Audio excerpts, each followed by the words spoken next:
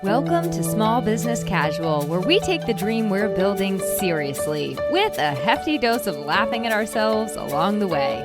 I'm your host, small business copywriter Emily Aborn, and I'm here to help you answer questions like, does my business need a lead magnet? And how the heck do I talk to people at a networking event? All while making it fun and, you guessed it, keeping it casual. Welcome back. You are in for a super treat today. I'm going to be joined by my friend Lindsay Dreyer because we've both recently been through this experience in our business for different reasons in different ways, and we're here to tell you about it. As a business owner, over the past 8 years, I have been on a long journey of growth, and the way that I've been approaching my branding has been, I would say, an even longer one. You've probably learned by now that in business and in life, we're always kind of evolving and growing and changing all the time inside and alongside our businesses. It really, in my opinion, is a long game. Now, sometimes those changes happen behind the scenes, right? Sometimes they're quiet, they're small, they're minor. Sometimes they take a long, long time. They trickle out after 10 years, let's say, of being stuck in the same place too long. And sometimes they happen overnight, almost in an instant. You suddenly realize that things just aren't reflecting where you really want to be taking this beautiful, wonderful dream that you're building. You realize it's not quite capturing the depth of your voice and the impact that you want to make and who you are deep, deep down inside. So, like I said, my friend Lindsay Dreyer and I have both recently had this experience in our businesses. We both recently had this epiphany for different reasons and in different ways. We knew it was time to step up, to redefine our brands, to be a little bit more reflective, a lot more reflective of where we are and also where we're going. So I share a little in this episode about my rebranding experience with Jess Mercier of JM Artist. I've been fortunate enough to collaborate with Jess in a number of ways as the copywriter by her side on many, many projects. And I don't get into all the details because I'm going to either be a guest on her show and get into all the details then, or I'll do another episode where I really break down some of the behind the scenes stuff that I went through in this whole process. But for now, if you want to learn more about Jess's very collaborative approach, a lot of people have been saying like how much they love everything and that they want to learn more about Jess. So if you want to learn more about Jess's approach, check out her podcast, Brand Transformations. I'll make sure there's a link to that in the show notes. Definitely follow her on Instagram. She shows her work all the time. And all of the contact info for Lindsay's branding folks will be in the show notes as well as Lindsay's. So everything you hear today, you can always find in the show notes. I will also likely do an episode probably in the new year on like which comes first, copywriting or branding or website design or photography and how that all works because I get asked that question a lot. Short answer, they all work together in tandem. It's not really something I recommend one ever piecemeals.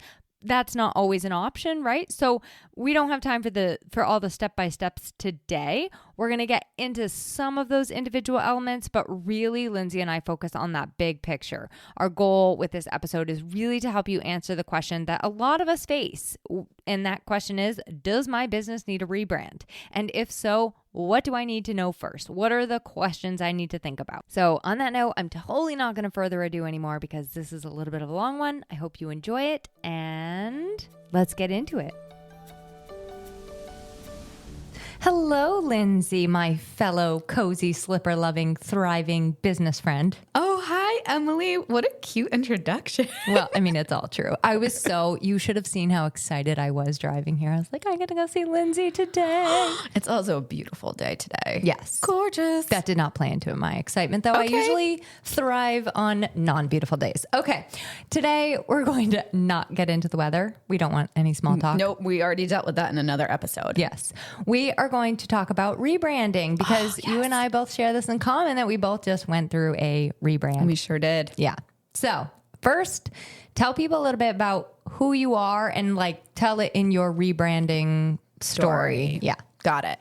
So I'm Lindsay Dreyer. I've been in the real estate industry for 21 years. I have owned a real estate brokerage for the past 14, and it is named City Chic Real Estate. We started 14 years ago. We have had one rebrand 5 years ago where it was mostly just visual identity and messaging. And then most recently, I'm actually merging City Chic Real Estate with my real estate brokerage in New Hampshire. So basically my DC presence and my New Hampshire presence are merging into a brand new brand called REVERIE Residential. And so that is the latest baby that's getting birthed. And that is basically a thing. We're going to dive into all of it, but it's been a thing. Okay. I guess I want to start with, did you do the former rebrand by yourself or did you have other people doing it? Great question. So when I launched the company, I did it myself. The name came to me in the shower, like that kind of thing. And then I have a background in design, so I just did all of it myself. When we did the rebrand 5 years ago, we worked with one of the most prominent branding firms in real estate. And that was obviously a very different experience because you have professionals who are leading you through that. And then for this most recent rebrand, we hired a boutique firm. And it was a different experience from working with like a larger agency. Okay, that's fun. And I definitely want us to kind of get into the differences there. Why did you, well, I'll share my journey. Sure. And then I want to ask like why you chose the name REVERIE. So I have had my business since 2018. And at the beginning, I had somebody help me do like a little logo that just said EA. And then it just kept evolving and evolving. Basically, I was changing the colors and the writing constantly. Like I was just like, I don't know. I didn't really have a brand. In 2022, I did get it rebranded. It was a collaboration with a friend that I worked with. And I loved it. And it was very definitive of my business and where I was at the time. And what I realized with this particular iteration is that it just didn't match the new me. And I had changed really, really fast in a really short amount of time, which I don't think I ever could have anticipated back in 2022. So that's a very good thing. It was all for the right reasons. And my goal with this rebrand was really to have something timeless. So something that like I'll look back or, you know, in 10 years, maybe I have to change one color or one little thing, but It's not like a full on rebrand. It's going to stand the test of time. That was really the goal with this one. So to start, I started by like playing around on Canva. I think I actually was with you and I'm like, here's the brand, you know, and I was like, this is it. Simple. Bada bing, bada boom. And then I ended up chatting with my birthday twin, Jess Mercier, and she was like, let's do this right. And I was like, you know what? She's right. So I went big and I'm really, really happy I did. All right. I'm going to ping it back to you and just ask what the meaning of the word reverie is to you. Sure. So obviously when you're going through the naming process, there's like the brainstorming and then kind of just, I mean, there's a lot of ChatGPT involved, but I really wanted to be able to like merge kind of like two areas that we work. So kind of like vastly different areas. Like New Hampshire is very, very different than the Washington, D.C. market. And so I wanted to have a name that was kind of universal. And Reverie, Vignette was actually like on the table. And I thought Vignette was going to be so adorable. But then I started looking into trademarks, who was using it. And IHG, the massive hotel like conglomerate, had the trademark on Vignette. And I'm like, can't mess with that. Like that's not happening. And so the next choice in line was Reverie. And I loved that name. Actually, I've grown to love it even more than Vignette because Reverie is all about daydreams. And I feel like when it comes to real estate, every single real estate transaction starts with a dream, right? It starts with like a what if I moved to a bigger home, or what if we had a yard for our kids, or what if I moved to the city and I was walking distance to a Whole Foods, or like what if? So it was really capturing that not like typical real estate messaging that you see so often of like the practicality and the actual like nuts and bolts of operating with real estate, but it was more of like the emotional side of real estate and dealing with the people and the humanity. And ultimately that was just a slam dunk for me because a lot of branding is differentiating yourself in the market. Because I mean, with AI, we're so bombarded with content, so much content, that like you stand out by being different. And I felt like this was a really good way of differentiating ourselves while also being able to bridge the two markets together. What I love about the difference between yours and my story is my name hasn't changed. Right. Like it's always just been Emily Aborn. That's how Emily Aborn Consulting is my DBA technically, but I just go by Emily Aborn and that's how people know me. So I'm really building a personal brand and you're building a company brand. And I think a name change, I know that there's somebody listening right now that's considering one. And so I'm thinking to myself how much bigger that ends up making the whole process, because you really do have to like, well, what is the meaning of our company? Oh, yeah. Right? Yeah. It's everything. It really is everything. So you're getting into legal, you're getting into messaging, positioning. I mean, well, I'm sure we'll dive into how much it is, but like how much work it is. But yes, it's a lot. It's a big endeavor, and it's something I put off for a while because it was such a big deal. For the record, I like Reverie better than Vignette. Good. And also most people would not be able, they'd be like Vignetti. That's actually what my husband said. He was like, people are not going to be able to pronounce it. So we were going to go from like city chic, which people would say city chick, to another French word that people couldn't pronounce. So I actually think that he is right. And you're right too. Okay. You had a great analogy recently that you shared in an email about getting a haircut. And I would love for you to share that analogy because I think a lot of people say, oh, I just need to rebrand. I just need to rebrand. When I don't know if that's always actually the case. I think they're sometimes trying to solve a problem that is not solved by rebranding. So I'd love for you to share your haircut story and we'll then take that into like, how do you know whether or not you need a rebrand or a refresh? Okay. So I have had the same haircut since I was 21 years old. It was like basically kind of like a stacked in the back bob. And like it was literally, I have had that haircut for 20 years. 2 decades. It's crazy. So timeless. It's just so timeless. So perimenopause hits and my hair starts kind of like thinning out. Right. So I'm like, okay, can't really pull this off. It's looking kind of stringy. I think I'm going to go short. So I cut it off, do a pixie, and I actually realized that I feel more like myself with a little, like with my shorter do. So it's kind of an experiment, but in cutting my hair, it made me realize that I am no longer that Lindsay who's like in her 20s, early 30s. That was like having that little like bob haircut. It's like I am now this like different, more mature version of myself. And so when I looked at all of my marketing materials, like all the images I had, I was like, this just like isn't who I am right now. And so it was fun because it like gave me a new excuse to like update everything and refresh everything. But like for my personal brand, it was like, oh, like this is who I am now. And it just felt so much more authentic to be able to put myself out there, like with my new cute mom haircut and all. Okay, so I love this for 2 reasons. One, the little tweak that you made ended up being really major and like helping you to redefine. So I think that's a good analogy for like sometimes it really is a font change and you're like, oh God, that was everything, right? Like I didn't realize it was just my fonts. Sometimes like in my case, I'm like, well, maybe I just need to tweak the fonts or the colors. And so I'm kind of playing with things and I'm realizing, oh boy, this is way more than a haircut. This is like, we need a closet overhaul. We need a haircut. We need to throw away. We need to move. Like we need a new everything. So I love that because it's going to help us kind of break down the difference of whether or not we need a rebrand or whether or not it's time for a refresh. So I wrote down kind of like 3 things that would indicate you need a rebrand. Sure. 1, you're misaligned and meaning in your business. So meaning it doesn't sound like you anymore. It doesn't feel like you.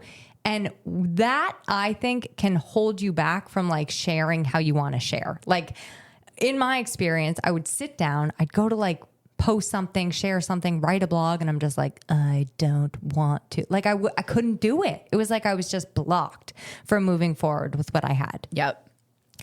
My second one is that you are, and I think this is the case for you, you're attracting the wrong kinds of clients and you're always either like explaining what you do again and again and again, or defending yourself. Like I had to defend myself a couple times. I'm like, wait, that's not, my website says this, but it's not how I am all the time. So that was kind of like a trigger for me that like, I need to do something serious here.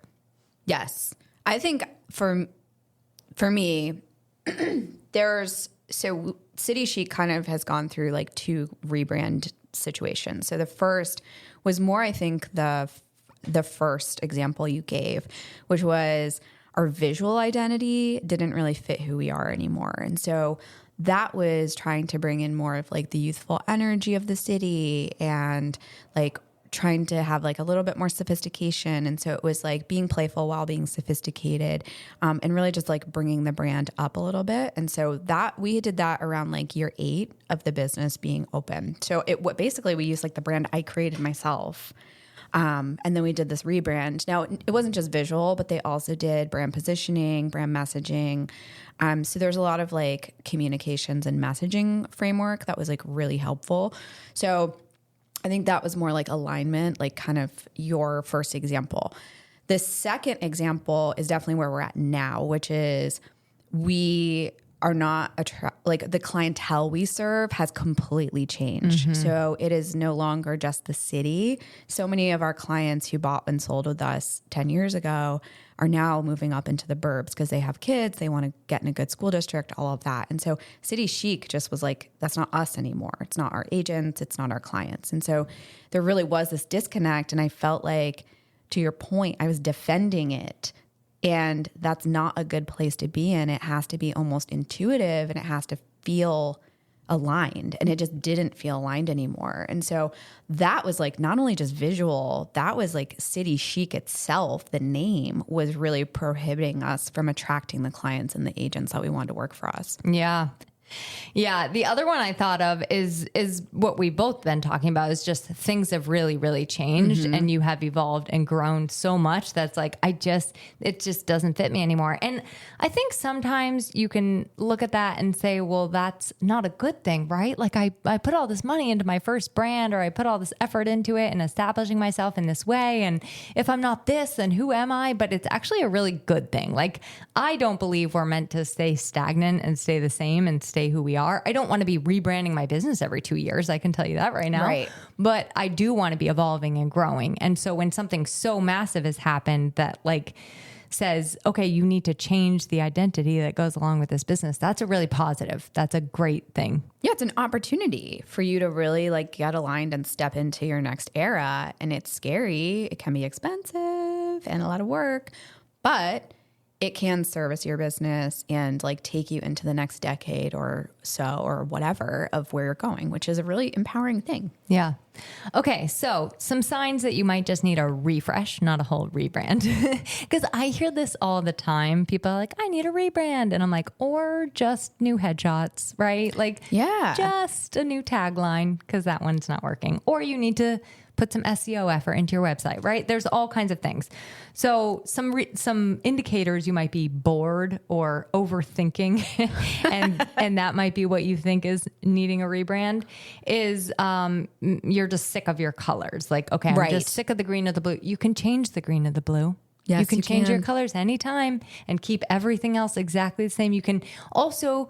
I love when people change it slowly over time. You never even notice that they did it. And it's just like from one day black to the next day gray, right? Yes. You know?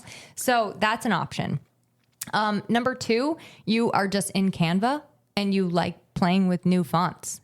In my mind, that's like, okay, you don't have a brand. You're just playing with like whatever fresh thing you pick out that day. That's not a sign that you need. It may be a sign that you need a brand and like a brand messaging and positioning. Yeah, you need a framework for sure. But it's not a sign that you need to keep on playing with new fonts. Like that's, just being bored usually. Yeah, we're maxing out at 3 fonts, people. Yes. That's it. Keep it to 3 and then stay out of Canva.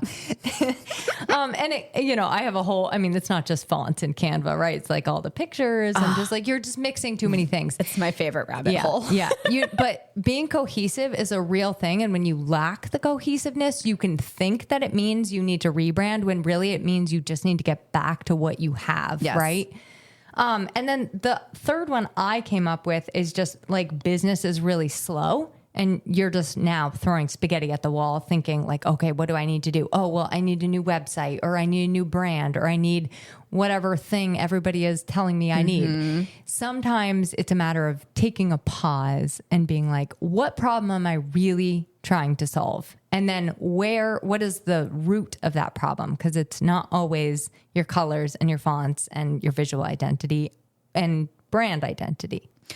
Yeah, I agree with all of your points. I think it probably comes down to, do you still feel like your name is resonating? Do you still feel like your messaging is resonating? And are your clients still the same?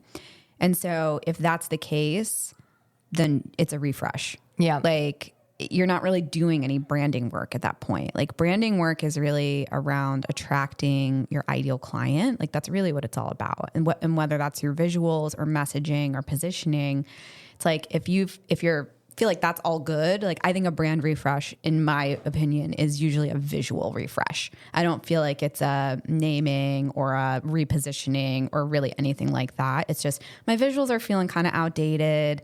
They're just not really reflecting who I am right now or what my business is. So we need to visually look different to the world. Yeah. And I also think, so I loved what you said about your brand is really about the clients that you're speaking to and a representation of you. Like, it's the bridge between those two things. So I think making sure all of those systems are go. And I think when you get into it and you're trying to consider, do I need a rebrand or do I need a refresh? You really want to look at like timing, because there's a lot more to it than just, I'm going to hand my stuff off, put it in somebody else's hands, or play around on Canva and pick some fonts one day. That's what I thought I was going to do.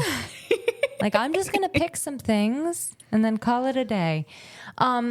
It's really not just a simple matter of like handing it off. It's a very long timeline. I got my idea in January. I didn't reach out to somebody until May. And then now here we are in September and it's finally done. Congratulations. Thank you. And Lindsay's timeline, I think, is longer. Oh boy. Okay. So when we did our rebrand 5 years ago,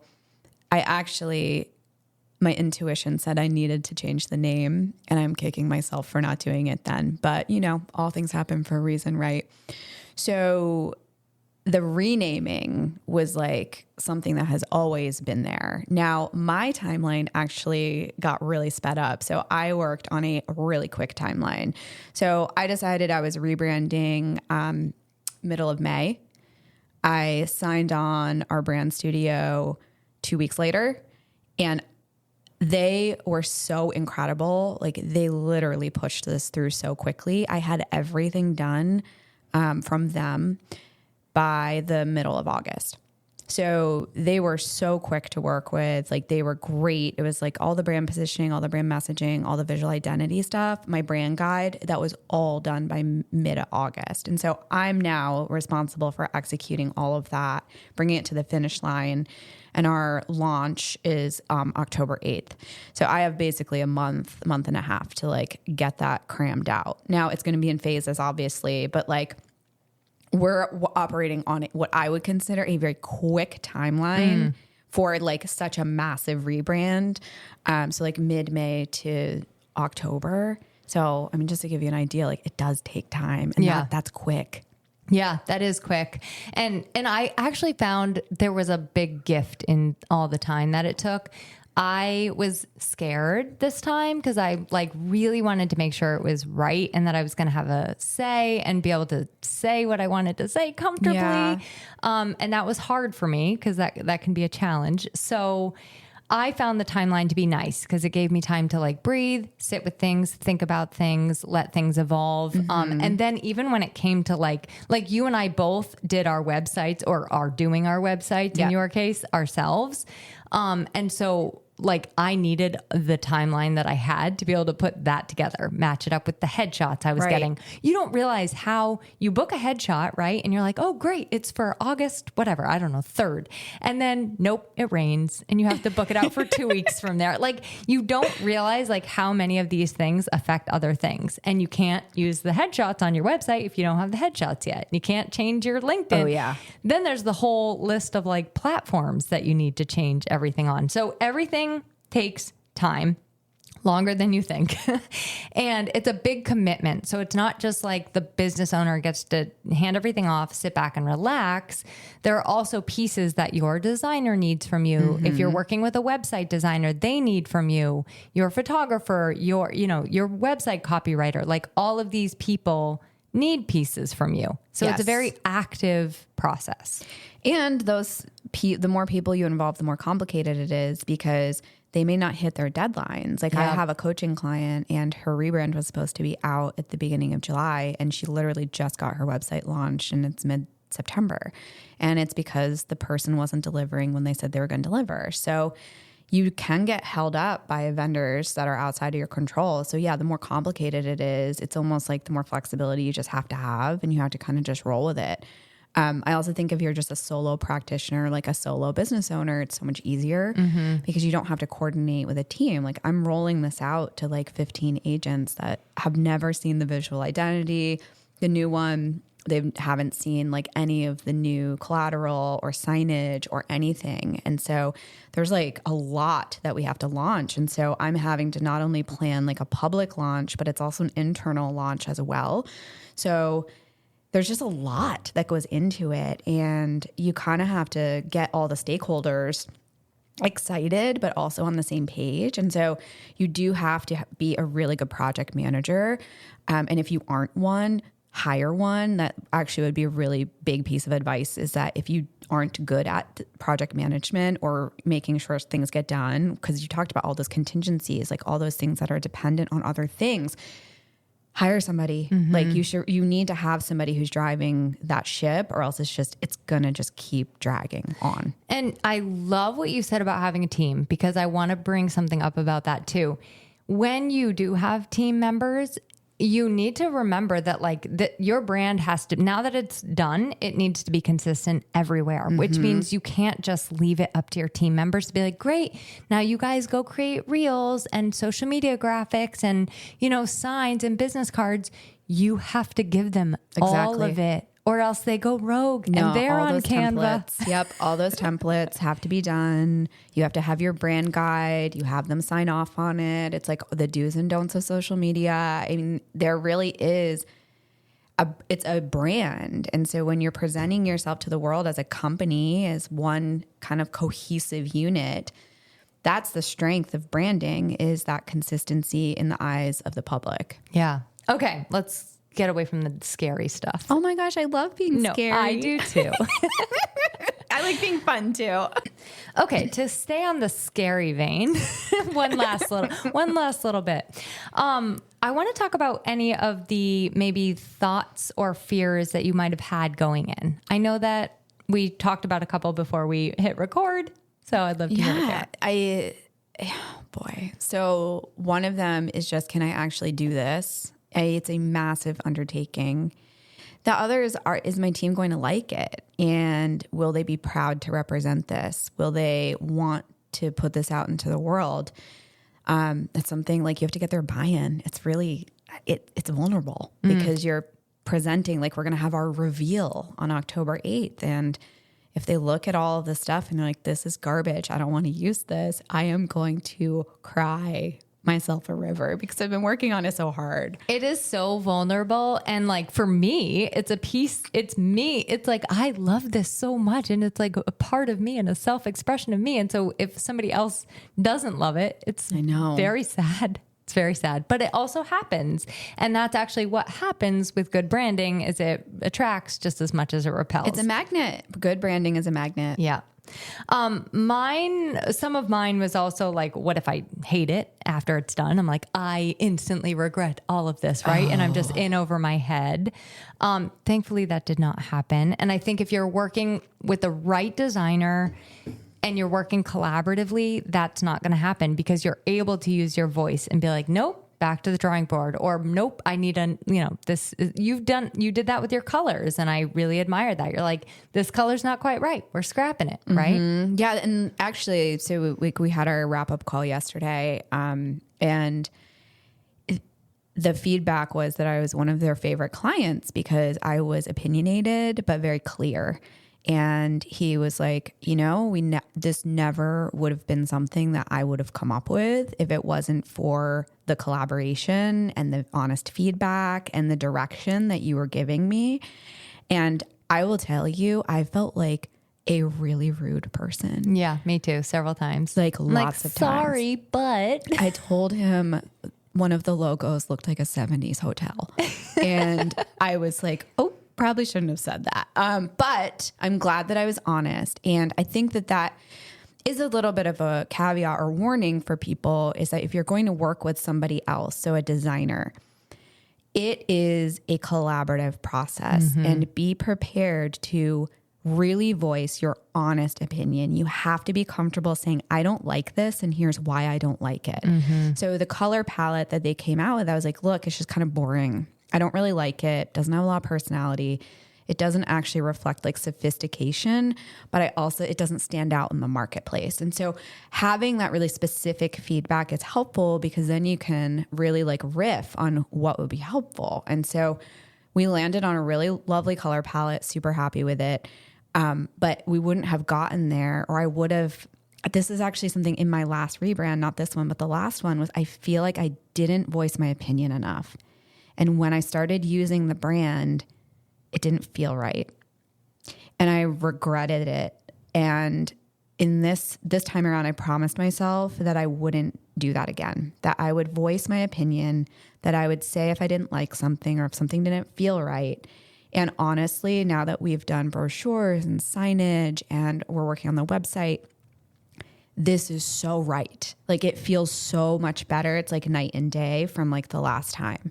And I think it's because I actually stepped in and inserted myself as a collaborator in the process, where I didn't do that before. Yeah, same. And Jess was really good. Like, the first time she showed me the colors, I did not like, I was like, oh my God, where's, like, how do I get out of this? Yeah. And I was so nervous to come back to her and be like, these colors are great.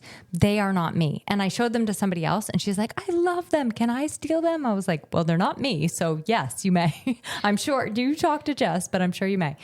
But I want to say this about you, like, not pushing back. So one of the ways I knew that I could help myself do that a little bit is to actually, like, I would open up a Canva thing and just use it and see how I felt about it, because that allowed me to be like, nope, it's not right. And I know that this isn't right. And if it's not right, I'm not going to be happy with it, and I'm not going to want to share it.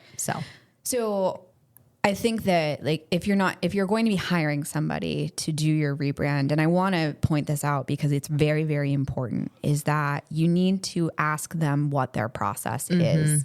Because I interviewed 3 different branding firms, and one of them, it was between 2 of them. And one of them was like, we only do one logo concept. And I knew that wasn't going to work for me, because and the one I chose does three logo concepts. I needed 3 to be able to communicate what I liked about all 3 or what I didn't like about all 3 to reach where we got to. And that's something that's really important, is it's not just about, oh, I like the work you do. Like, their portfolios are great to look at, right? It's about the process. So asking questions of, how involved am I? How many revisions are there? How many concepts am I going to get to look at? That's really, really important. And it's not something that I knew when I did my rebrand 5 years ago. I didn't even understand what the process was. So really, if you haven't done a rebrand before, or if you are working with an agency or a studio, really ask them, like, walk me through what your process is. Like, I want to know exactly what we're going to be doing together, because you're going to know, does that feel right? Does that feel like you're going to be inserted in that process? Are you going to have enough revisions? Are you going to have enough concepts to look at? I personally think you need at least 3 logos and 3 color concepts.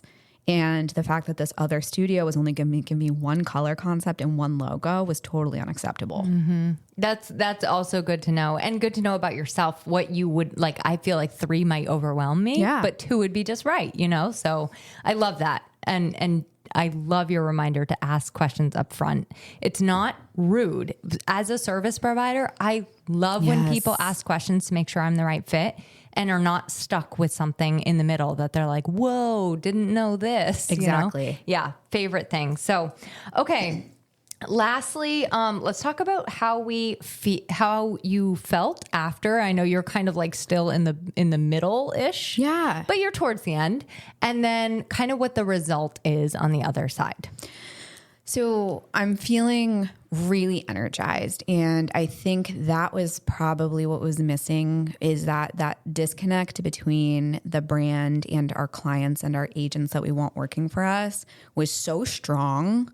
And I didn't realize how much it was impacting my mindset when it came to my business. So now that we're getting all of our marketing collateral out, all the copywriting is being done, all of the design work is in progress and being done, like it's like a weight has been lifted off of my shoulders, because this has been kind of brewing or percolating for 5 years, this name change. And so the fact that it's really coming into fruition is like incredibly motivating for me.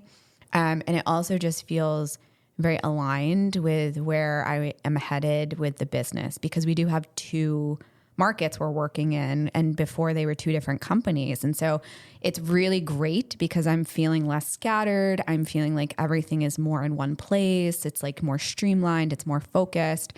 And that just feels really, really good. So to have something that just feels, I'm going to say like me, but it's also like, it's something I'm proud to bring into the world, something I'm proud to bring into the marketplace, something I'm proud to represent when I go on a listing appointment or when I want to recruit an agent. It's like, I am thrilled to put this beautiful piece of collateral in front of you, because it now reflects the value I bring to the experience. I love it. I also feel proud, confident. I feel like it is simpler, which I actually prefer. I think I didn't know that about, I did know I liked simple. I just didn't know I liked it visually as well.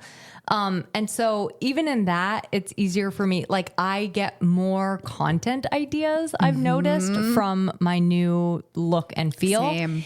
And one thing that has been my sort of quote unquote mantra, I guess, for lack of a better word, for the past 2 years is going all, like, I always want to go all in on myself and like 100% have my own back. And now I really feel like this shows that. Like, it's like, I'm taking my business seriously. I'm taking your business seriously as your writer, and we're going all in. Like, we're here for impact. We're here to knock it out of the park. And I just really feel like it kind of brought me to that place, So I could have said the same thing. Oh, yay. And this is another weird thing. It has made me not change the way I dress, change the way I view dressing myself. Like, I'm a little bit more careful in what I'm picking out to wear. And I even have made it so that I've made my clothing choices more me by, like, let's say I'm going somewhere, I'll give myself like, now I get only 3 outfit options and they all kind of look very similar, but they're like slightly different. That's it. I don't get the mountain of clothing anymore next to me of like, what am I? Who am I? What do I wear? What am I, So it helped me weirdly dress myself. Like, no, it's not even weird. I think it's like it starts to kind of infiltrate. You're like, okay, like this is like this thing that I can now like present. And I agree with you. And I'm starting to think about like the car I drive, and I've like narrowed it down to like a 1950s or 60s Chevy pickup truck painted in like my brand colors. Okay. I'm driving everywhere with you. Okay. From now Fantastic. Or a Mini Cooper, which I used to have, which I'm obsessed with, but these are all going to be painted brand colors, obviously. And they have like the logo and like the cool tagline and like all this stuff. But it's like, it does get you excited to start like bringing it into the world in creative and fun ways. So like whether it's the way you dress or the car you drive or swag items or whatever, it's like, like I've had so much fun just like bringing it into the world. And that's what a good brand should be. Like it should live in the world. It should be exciting to like have it be there as this like actual thing you can like touch and feel and like interact with. Love it. You always say things so perfectly. You're so cute. Thanks.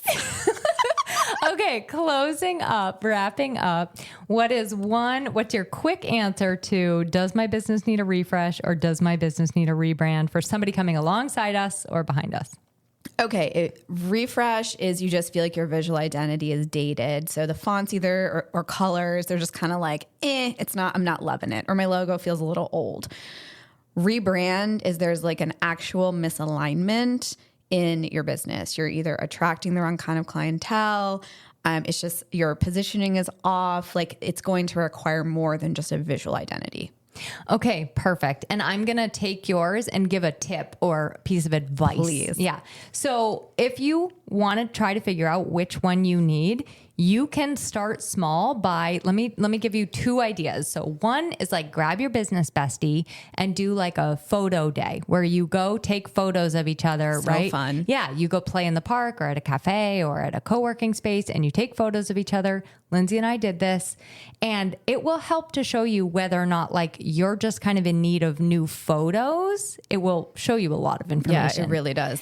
My second piece of advice is to go ahead and go on Canva and start playing with different things with your existing brand, tweaking things a little bit. And that will also give you a lot of information. If we're just looking at like minor tweaks here visually, that's a totally different story. Can I give one more tip? Please. Okay. So I am a big fan of market research. So look at your client base. Who are your favorite clients that you want to attract more of? Yes. Send your branding to them. Say, hey, I'm thinking of like a brand refresh.